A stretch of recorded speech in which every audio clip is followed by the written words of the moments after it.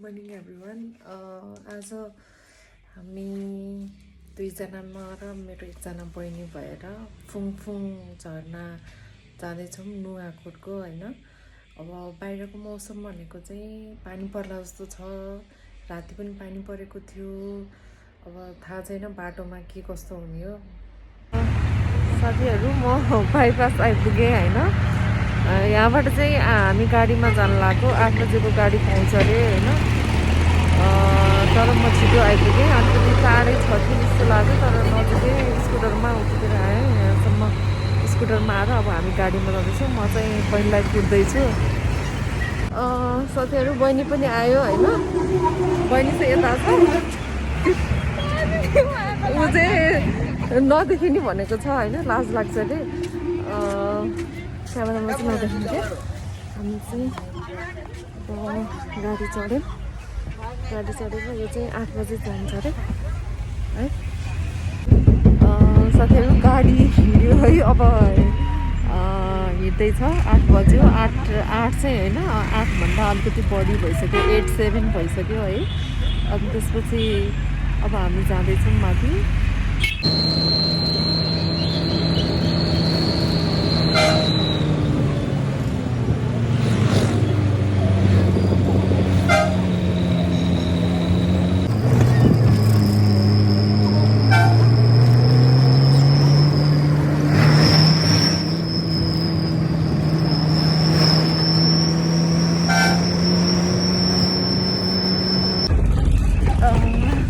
हामी जाँदैछौँ है। यहाँ चाहिँ अघिसम्म चाहिँ पिच थियो, अनि भर्खर कच्ची बाटो सुरु भयो, अनि हामीलाई चाहिँ धेरै नै उखारिरहेको छ है।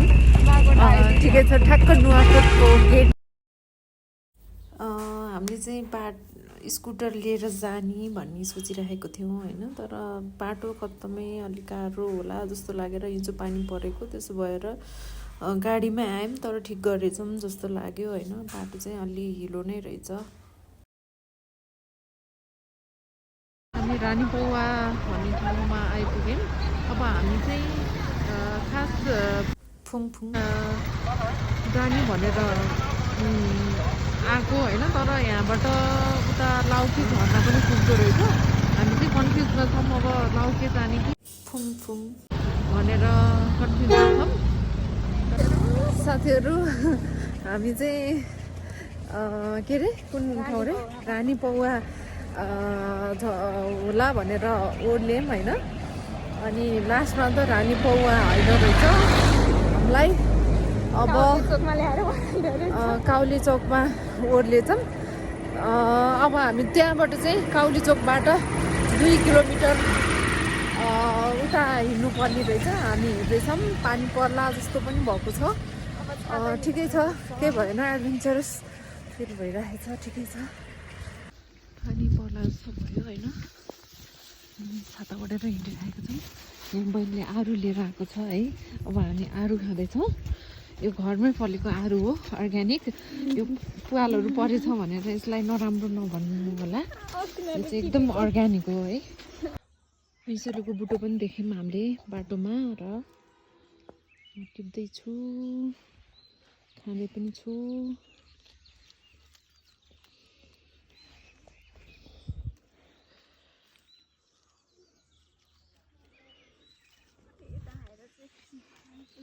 त्यसको चाहिँ काँडा चाहिँ खतरा हुन्छ कि, काँडाले कोपिहाल्छ।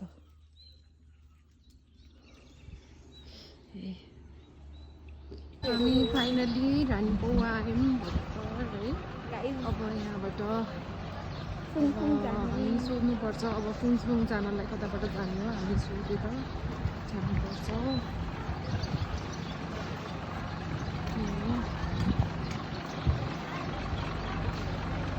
यहाँको गाडी 2 किलोमिटर हिँडेर फाइनली हामी रानीपौवा आइपुग्यौँ। र फुङफुङ झर्ना जाने बाटो। अब हामी हाइकिङ गर्छौँ। भन्दाखेरि 1 घन्टा 1.5 घन्टा लाग्छ भनेर भन्नुभएको छ। जस 4-5 किलोमिटर छ जस्तो छ। यो चाहिँ हामीले यतिकै काँचै पनि खान मिल्छ होइन, साग पनि खान मिल्छ अरे। यो हाम्रो बहिनीले भनेको बहिनी तिमीले फेस देखाउन हुन्छ कि हुँदैन हुँदैन ए अब त्यो डाँठ खाने हो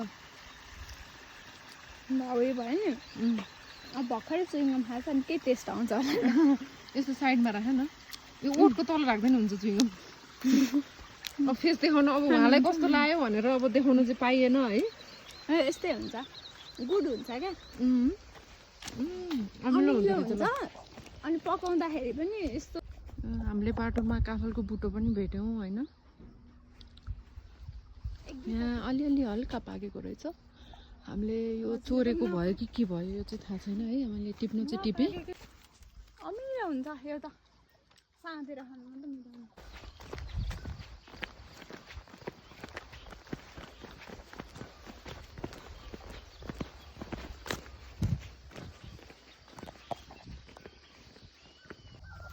है अब काफल टिप्नु पर्यो बहिनी चाहिँ गइसक्यो बाटो चाहिँ अलिक डेन्जरै छ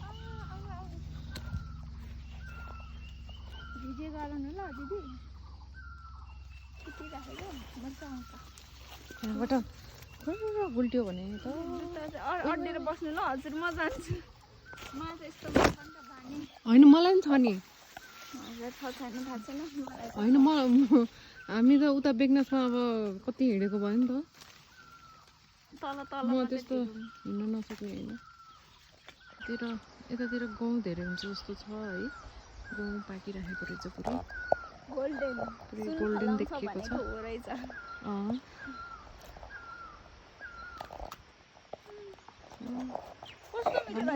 ल फुङफुङ पुग्ने बेला भयो जस्तो छ त्यो रातो घर तल भनेर भन्नुभएको छ होइन त्यहाँ आमाहरूलाई सोद्धाखेरि यहाँ चाहिँ अहिले पुरै गहुँहरू पाकेको अनि त्यसपछि हार्भेस्टिङ गर्ने बेला भएको रहेछ यो अलैँचीको बुटो फुल पनि रहेछ राम्रो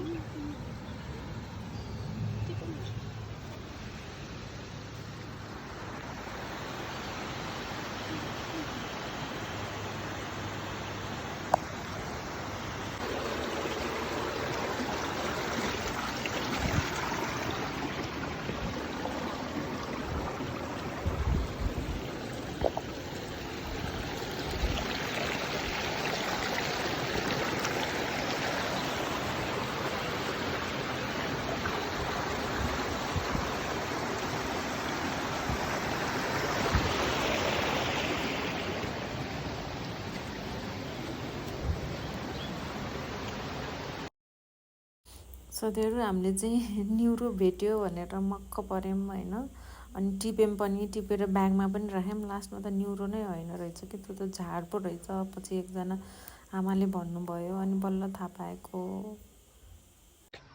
यहाँ चाहिँ लोकेसन दिएको रहेछ है पहिला माउन्ट एभरेस्ट जाने उता लाङटाङ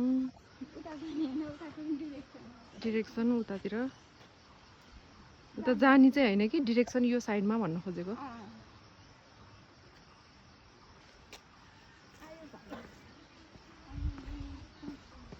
हामी फाइनली फेरि उसमा आयौँ होइन रातो घरमा आयौँ अघि माथिबाट देखाएको घरमा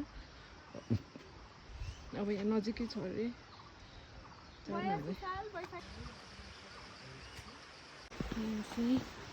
यस्तो सिँढी रहेछ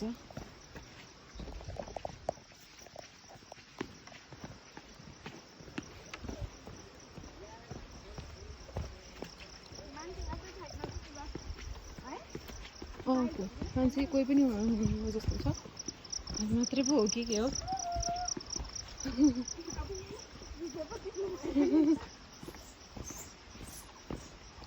बनलाई धेरै खुसी लागिरहेको छ यहाँ चाहिँ धेरै इन्जोय गरिरहेको छ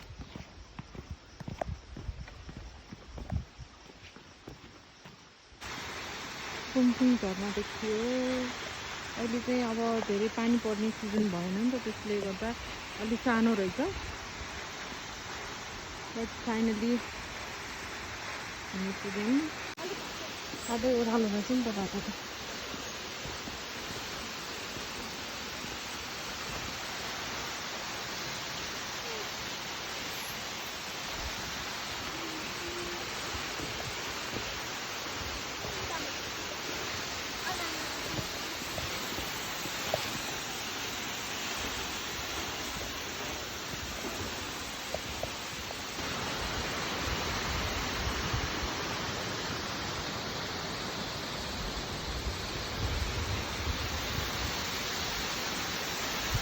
कोही पनि हामी मात्रै छौँ है, कोही पनि हुनुहुन्न।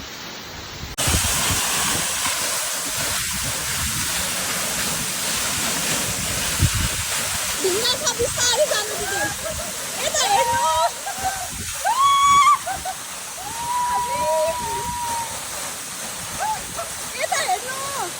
यता हेर्नु दिदी दिदी उता नजानु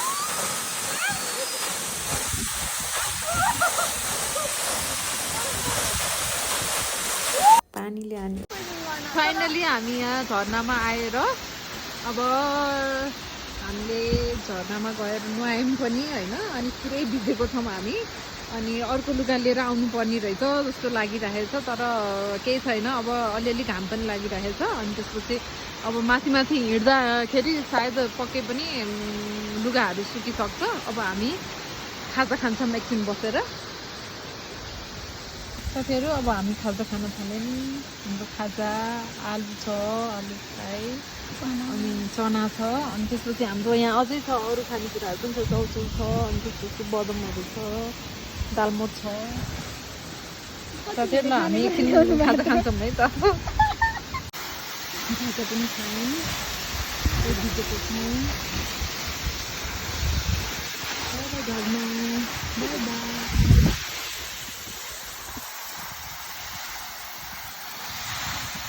सकेसम्म फेरि म मम्मीलाई सोच्छु है। थ्याङ्क यू सो मच, यस्तो रिफ्रेसिङ मोमेन्ट दिएकोमा थ्याङ्क यू सो मच। ल खिचेँ नि त है मैले त। ओहो कस्तो राम्री के है। उहाँ बाजेले बनाउनु भएको चटपटी खाँदैछौँ हामी है। यहाँ फुङफुङ झरनामाथि मिठो छ है आमा, होइन त मैले साथीहरू। यो बल्ल न्युरो रहेछ है, न्युरो खोज्नको लागि हेल्प गरिराख्नु भएको छ।